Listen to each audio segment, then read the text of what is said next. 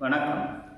கலைஞரது 7வது நினைவு நாளில் கலைஞருடைய நடவடிக்கைகளையும் அவருடைய போக்கினையும் இந்த நேரத்தில் சமுதாயத்திற்கு எந்த அளவுக்கு சிறப்புடையதாக இருந்தது என்பதனை இந்த சமுதாயத்திற்கு காட்டுவதற்கு நாம் கடமைப்பட்டிருக்கிறோம். அந்த வகையிலே சொல்வதாக இருந்தால், கலைஞரிடத்தில் பத்திரிகையாளர்கள் பல்வேறுபட்ட கேள்விகளை கேட்கிறார்கள். கலைஞரை பொறுத்தவரை எப்போதுமே சமுதாய சிந்தனையுடையவர்களாகவே இருப்பார். அவருடைய கேள்வியும் பதிலும் அதற்கு தகுந்தார் போல்தான் இருக்கும். பத்திரிகையாளர்களிடத்தில் ஒரு நாள் கேட்கிறார், நீங்கள் ஒரு குடும்ப தலைவனாக எப்படி பார்க்கிறீர்கள் என்று கேட்ட நேரத்தில் அவர் அதற்கு பதில் சொல்லுகிறார்,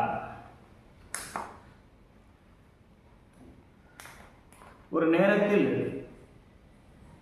தேவதாசி முறையினை ஒழிக்க வேண்டும் என்று சொல்லி நாடு முழுவதுமே அதனுடைய எதிர்ப்பு குரல் எழுந்த நேரத்தில் திராவிட இயக்கம் அதை முழுமையாகவே ஆதரித்து தேவதாசி முறையை ஒழிக்க வேண்டும் என்ற குரலை ஓங்கி ஒலித்தார்கள். அந்த காலகட்டத்தில் ஒரு பெண்மணி தேவதாசி முறையை ஒழிக்கக்கூடாது என்று சொல்லி அதற்கு ஆதரவாக ஒரு நூலினை எழுதினார். அந்த நூல் பல்வேறுபட்ட விமர்சனங்களுக்கு ஆளானது. அந்த நூலை பற்றி கலைஞர் எழுதக்கூடிய நேரத்தில் எழுதுகிறார், அந்த நூலுடைய பெருமையை பற்றி அந்த தேவதாசி முறையினை ஒழிக்கக்கூடாது என்று அம்மாந்து சொல்வதை அப்படியே ஆதரிப்பது போன்று சொல்லிக்கொண்டே வருகிறார். கலைஞருடைய இந்த விமர்சனத்தை பார்க்கக்கூடியவர்களெல்லாம் கலைஞரா இப்படி எழுதி கொண்டே வருகிறார் என்று எண்ணக்கூடிய அளவுக்கு அதனுடைய போக்கு இருந்தது. கடைசியாக 2 அடியிலே கலைஞர் அவர்கள் சொல்லுகிறார், முழுமையாக உள்வாங்கி வாசித்ததில் எனக்கு தெரிகிறது, இந்த பெண்மணி ஒரு தேவதாசியாகவே இந்த நூலை எழுதியிருக்கிறார் என்று அதிலே பதித்த உடனேயே கலைஞருடைய விமர்சனத்தை கண்ணுற்ற அந்த எழுத்தாளர் நிலைகுலைந்து நடுநடுங்கி போனாராம்.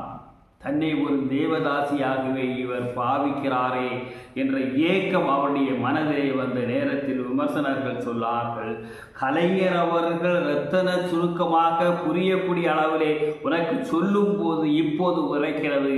ஆனால் அந்த தொழிலிலே ஈடுபட்டு இருப்பவர்கள் எந்த அளவுக்கு வேதனைப்பட்டிருப்பார்கள் என்பதை எவ்வளவு ரத்தன சுருக்கமாக கலைஞர் அவர்கள் உங்களுக்கு உணர்த்தி இருக்கிறார் பாருங்கள் என்று மற்ற விமர்சனக்காரர்கள் சொன்னார்கள். கலைஞர் அவர்களிடத்திலே திரைக்கதை வசனங்களை பற்றி கேட்கக்கூடிய நேரத்தில் அவர் கலைஞர் சொல்லுகிறார், நான் இந்த சமுதாயத்தில் புறையோடி கிடக்கக்கூடிய மூட நம்பிக்கைகளை ஒழிப்பதற்காக வேண்டி எடுக்கப்பட்ட ஆயுதம் அது என்று சொல்லுகிறார். பத்திரிகை பற்றி சொல்லக்கூடிய நேரத்தில் பகுத்தறிவை பரப்பக்கூடிய ஒரு ஆயுதமாக நான் அதை நினைக்கிறேன் என்று சொன்னார். குடும்ப வாழ்க்கையை பற்றி சொல்லக்கூடிய நேரத்தில் மனைவியை என்னுடைய காதல் எப்போதும் காதலியாக நினைக்கிறேன் என்று சொன்னார். எப்போதும் என்ற சொல்லுதான் அதனுடைய உயர்வாக இருக்கிறது.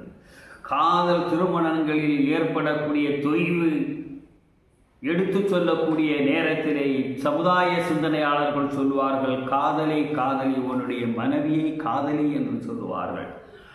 அதற்கு ஏற்றாப்போது கலைஞர் அவர்கள் சொல்லுகிறார்கள், எப்போதும் என்ற ஒரு வாசகத்தை அங்கே கொண்டு வந்து எப்போதும் என்று அதை உறுதிப்படுத்தி சொல்லியிருக்கிறார்.